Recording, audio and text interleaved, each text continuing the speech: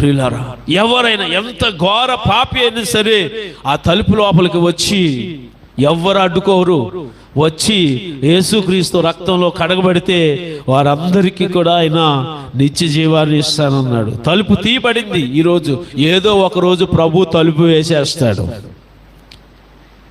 తలుపులు తట్టినను తెరువడు సుమ్మండి, అయ్యయ్యో తెరువడు సుమ్మండి, ఇది ఏ సమయంబో రండి రక్షణ పొందండి, ఇక సమయము లేదండి రండి రక్షణ పొందండి.